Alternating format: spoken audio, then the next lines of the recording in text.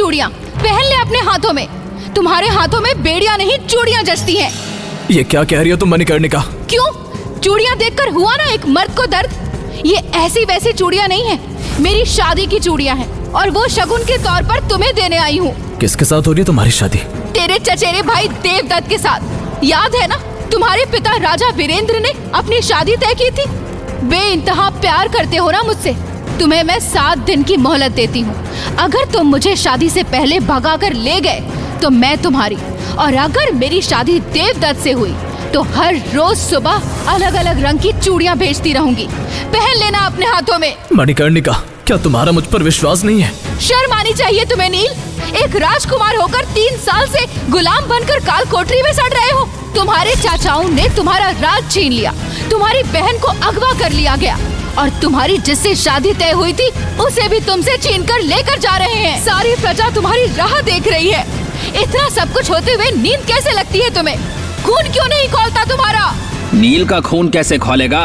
उसे हम हर रोज इतना पीटते हैं कि उसकी आत्मा भी अब मर चुकी है। युवराज देवदत्त, आप और यहाँ? मेरे चचेरे भाई को अपनी शादी का न्योता देने आया था। और हाँ, कहानी में थोड़ा बदलाव है। मणिकर्णिका से मैं अकेला नहीं, राजदत्त भी शादी कर रहा है। तुम्हारी मणिकर्णिका को हम दोनों आपस में बांटने वाले हैं। देवदत्त, अगर मेरी मणिकर्णिका की तरफ नजर भी उठाकर देख ली तो तुम्हारी आंखों में जलते हुए अंगार डाल दूंगा।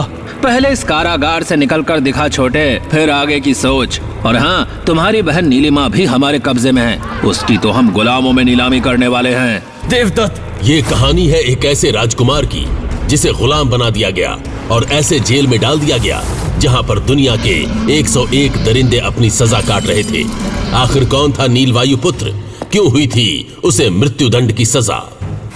दरअसल आज से 18 साल पहले जब सप्त सिंधु के सबसे बड़े और खूबसूरत राज्य सुंदर नगर में राजा वीरेंद्र के घर नीलवायु पुत्र का जन्म हुआ था, तब संत और महात्माओं ने कहा था, महाराज वीरेंद्र का बेटा युवराज नीलवायु पुत्र बहुत ही प्रतापी बच्चा है।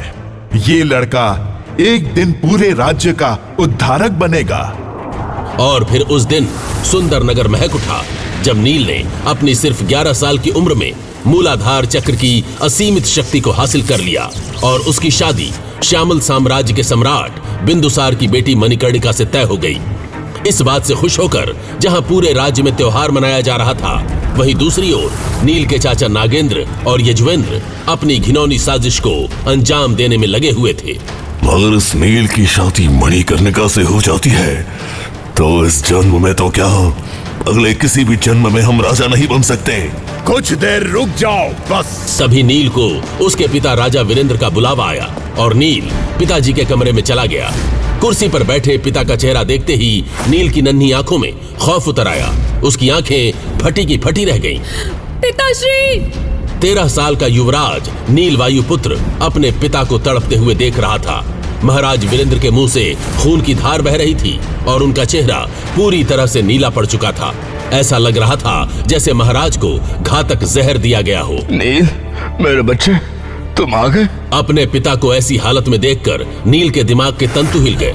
आपको क्या हुआ है पिताश्री?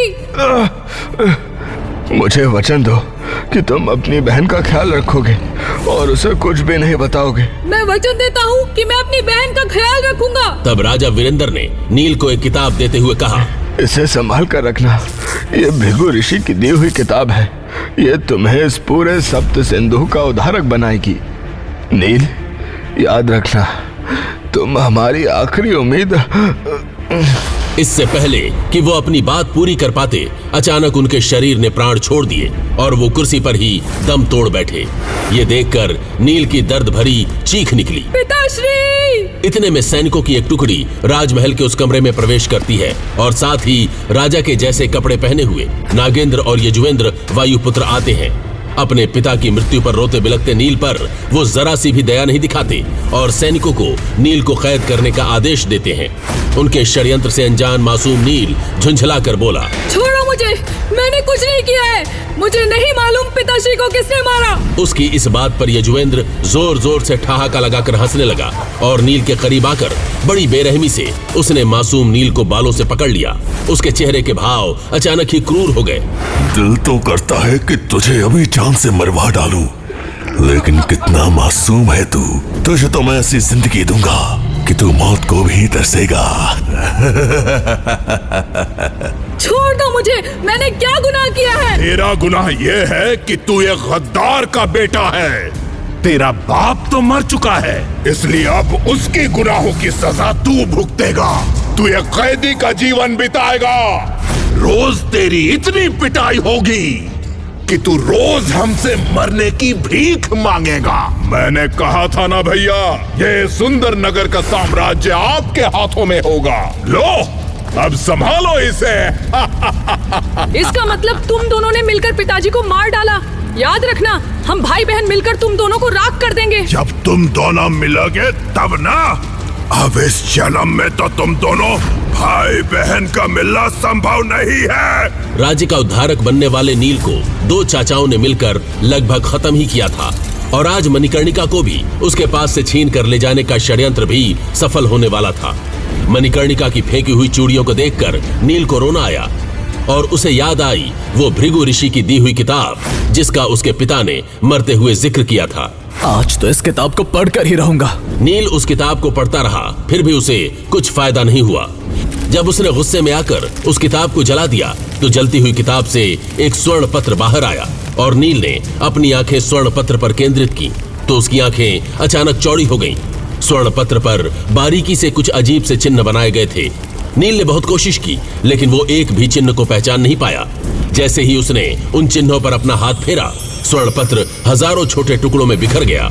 तभी अचानक स्वर्ण पत्र के छोटे छोटे टुकड़े नील की त्वचा से चिपकने लगे। आखिरी टुकड़ा सीधे नील के मस्तिष्क में जा लगा और आकाशवाणी हुई। दैवीय देह शोधन तकनीक आपको मिली है। अब से आत्मा ही आपका वास्तविक अस्तित्व है, इसलिए अपने शरीर को शुद्ध करें और इसे हथियार के रूप में प्रयोग करें। अच्छा, तो पिताजी ने इस किताब को जलाने के लिए बोला था। क्या मैं इस शक्ति से मणिकर्णिका को भगा सकता हूँ और अपनी बहन की रक्षा कर सकता हूँ? नील को अब शक्तिशाली महसूस हो रहा था। नील ने अपने सारे चक्र जागृत किए और एक ही झटके में बंधी हुई सारी जंजीरें तोड़ दी। अपनी शक्ति को आजमाने के लिए जब उसने एक शक्तिशाली मुक्का कोठरी की दीवार पर मारा तो दीवार एक ही मुक्के में टूटकर बिखर गई, और देखते ही देखते पूरा कारागार मिट्टी का ढेर बन गया। देखिए युजवेंद्र और नागेंद्र, इस काल कोठरी की तरह तुम्हें भी मैं जमीन में गाड़ दूंगा। तभी जोर की बिजलियां कड़कने लगी और हवाएं ऐसे बहने लगी मानो कोई बहुत बड़ा तूफान आने वाला हो। उसी वक्त सब कैदियों की नजरें आकाश की ओर उठी, और उन्होंने जो देखा उससे देखने वालों की रूह कांप उठी। अघोरा की हांडी, लगता है अघोरा आया है। यहाँ से भागना होगा, नहीं तो वो यहाँ पर खून की होली खेलेगा। नील के सामने एक विशाल काय हांडी आसमान से आकर गिर गई, और उस हांडी से एक हाथ बाहर आया। ये देख सबके दिमाग चकराने लगे, क्योंकि काल राक्षस अघोरा आया था, और अघोरा एक जल्लाद था। लोगों को हांडी में जिंदा जला देता था। कौन है उस हांडी में? वही रुक जाओ। मैं हूँ तुम्हारा असली दुश्मन। तुम्हें क्या लगा राजकुमारनी, बहन को बचाना और अपनी माशुका को भगाना इतना आसान है? मैं तुम्हें लेने आया हूँ। तुम्हारी मौत का ठेका मिला है मुझे। चुपचाप साथ चलो, वरना मेरे पास और भी रास्ते हैं। ओह, लगता है मेरे चाचा से मेरी शक्तियां हजम नहीं हो पा रही हैं। ठीक है, तो आ जाओ, तुम भी कोशिश कर लो। इतना सुनकर अघोरा और नील के बीच एक जंग शुरू हुई। अघोरा तंत्र विद्या का गुणी था, मगर नील वायुपुत्र के पास भी श्वेत अग्नि की शक्तियां थी, जो कि अघोरा के काले तंत्र को भस्म कर सकती थी। आखिरकार एक शक्तिपूर्ण वार से नील ने अघोरा को अपने घुटनों पर ला दिया, और अघोरा बुरी तरह से हंसने लगा, और ये बात नील को बड़ी अजीब लगी।